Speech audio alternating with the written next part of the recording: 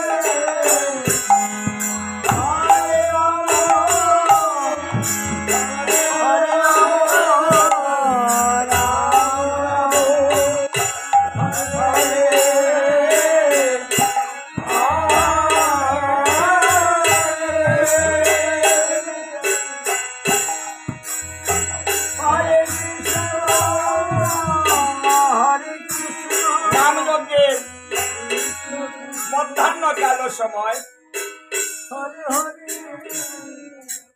আমার মহাপ্রভু বিবাহ সঙ্গনের মাধবী মণ্ডপে পুষ্পদানস্থ যুগপীঠে সেবায় বসেছে। শ্রীবাস ঠাকুর সেবা দিয়ে মন্দিরের বাহিরে দাঁড়িয়েছে।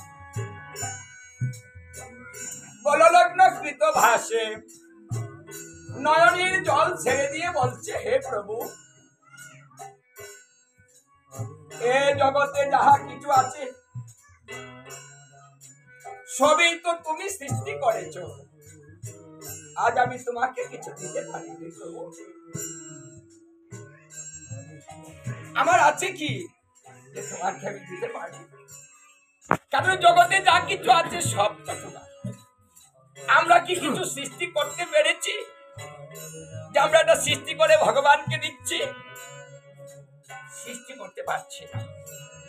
তাই তোমারটাই তোমাকে প্রভু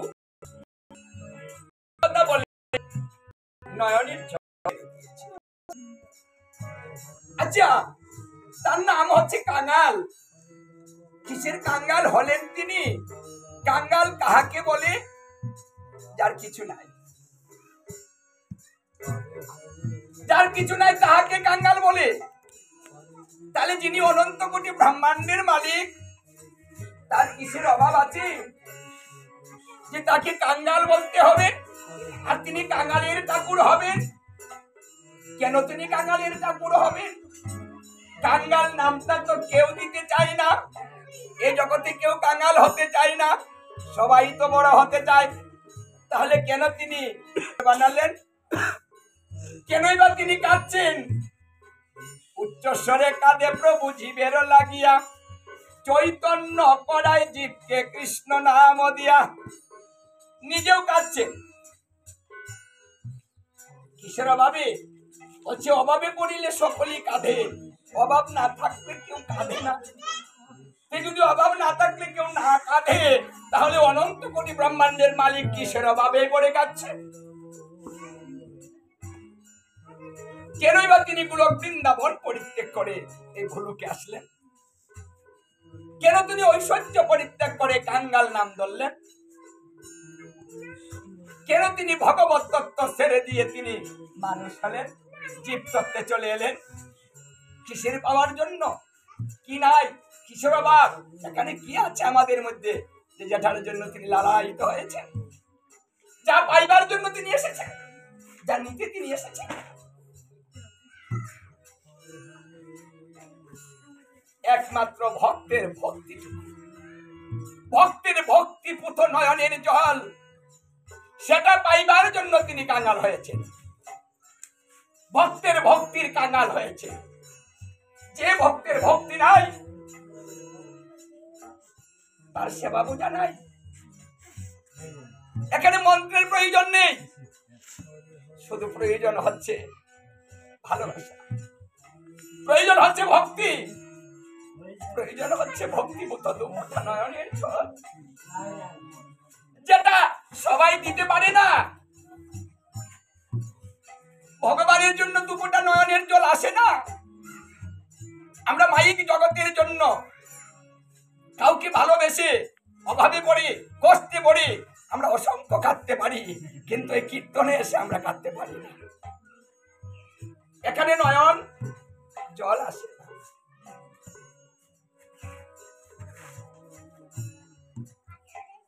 দুপুটা নয়নের জল দিলে রাধা কৃষ্ণ কেনা যায়। সেই তত্ত্বটা রাধারানীর কাছে শ্রীকৃষ্ণ স্বয়ং নিজে বলেছেন যে আমি পৃথিবীতে যাব, নব নব বৃন্দাবন বানাবো, আর তুমি আমি বিক্রি হয়ে যাব। রাধারানী প্রশ্ন করেছিলেন, এমন কি ধন জীবের কাছে আছে যে তোমাকে কিনতে পারে? শ্রীকৃষ্ণ বললেন, আছে, সবার কাছে আছে, কিন্তু সবাই তো দেয় না, সবাই তো দিবে না। আছে সবার কাছে, কিন্তু সবাই দিবে না। কি আছে? বলছে নব বৃন্দাবনে যদি আমার নাম শ্রবণ করতে করতে, আমার নাম নিতে নিতে, আমার উপমাধুরী দর্শন করিতে করিতে যদি দুপুরটা নয়নের জল কোনো ভক্ত আমাকে দেয়, তোমাকে নিয়ে আমি সেই ভক্তের কাছে বিক্রি হয়ে যাব, আমি তার হয়ে যাব, আমি তার দাসত্ব স্বীকার করব, আমি ভক্তের দাস হব, আমি তার কাজ করে দিব। কারণ আমি যে কথা দিয়েছি, কোন ভক্ত যদি আমাকে কিছু দেয় বিনিময়ে আমিও তাকে দিব। এই জন্য ভক্তের কাছে ভগবান ঋণী থাকবেন না, তিনি কথা দিয়েছেন আমি ঋণী হব না, আমাকে যদি কিছু দেয় আমিও বিনিময়ে দেব। কিন্তু ভগবান ভক্তের ঋণ শোধ করতে পারছেন না। কখন পাচ্ছেন না? কোন দ্রব্য দিলে উনি দ্রব্যটা সহজে দিয়ে দেন, কিন্তু যখন ভক্ত কেঁদে কেঁদে নয়নের জল দেয়, হঠাৎ দিতে পারা যায় না। ভাবির ঘরে ডুবলেন, এই যে নয়নের জল দিচ্ছি, দিব ভালোবাসা, ভালোবাসা তো এই মূল্যটা তো কোনো দ্রব্য দিয়ে হয় না। ভালোবাসার মূল্য ভালোবাসা দিয়েই দিতে হয়, কোনো দ্রব্য দিয়ে ভালোবাসার মূল্য হয় না। তাই তিনি সিদ্ধান্ত নিলেন, এবার আমি কোনো ধন কোনো কিছু দিয়ে আমি ভক্তের ঋণ শোধ করতে পারবো না। আর এই ঋণ শোধ করতে হলে আমার নিজেকেই ভক্তের কাছে বিক্রি করে দিয়ে তার। এটা হলো সেই জায়গা যেখান থেকে আপনি কিনে নিতে পারেন। নয়ন জলের মাধ্যমে শ্রীকৃষ্ণ রাধারানীকে নিয়ে বাড়ি যেতে পারেন। সব হাতে সবকিছু মেলে না।